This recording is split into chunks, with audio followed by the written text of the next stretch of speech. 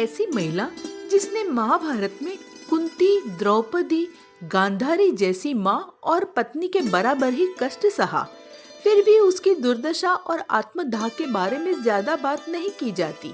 उन्होंने जीवन भर एक माँ और एक पत्नी के कर्तव्यों का पालन किया। उसने अपने भाई को उस आदमी के कारण खो दिया जिससे उसे प्यार हो गया था।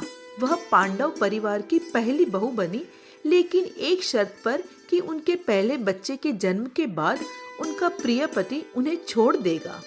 वह एक शाही परिवार की बहू थी, फिर भी उन्होंने अपने जीवन का एक भी दिन किसी महल में नहीं बिताया।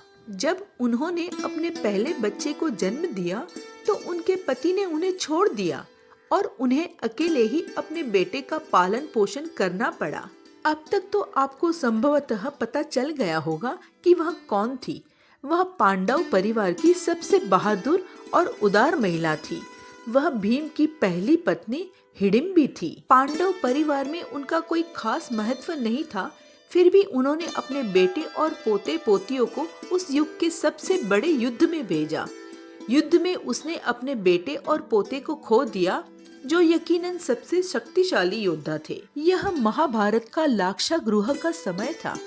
लाक्षागृह से भागने के बाद पांडवों का सामना हिडिंबा से हुआ, जिसने अपनी बहन हिडिंबा को पांडवों को पकड़ने के लिए भेजा।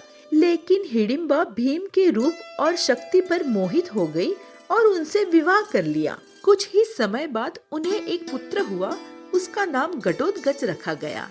वह इतना शक्तिशाली था कि यदि कर्ण न होता तो वह एक ही दिन में युद्ध का पूरा रुख बदल सकता था। घटोत्कच के अहिलवती से 3 पुत्र हुए, बर्बरिक, अंजन पर्वण और मेघवर्ण।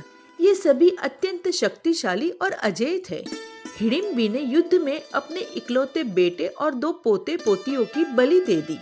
फिर भी कोई नहीं था जो उनकी पीड़ा समझ सके और उसे सांत्वना दे सके। हिडिंबा ने घटोत्कच को पांडवों को सौंप दिया और मनाली में रहने लगी। आज भी मनाली में उनका मंदिर है, जहाँ चट्टान पर उनके पैरों के निशान माने जाते हैं। संक्षिप्त में, हिडिंबा महाभारत की एक महत्वपूर्ण पात्र थी, जो राक्षसी होते हुए भी प्रेम और त्याग का प्रतीक बनी और बाद में पूजनीय देवी के रूप में स्थापित हुई। आपको ये जानकारी अच्छी लगी हो तो चैनल को लाइक, शेयर एंड सब्सक्राइब कीजिए। धन्यवाद।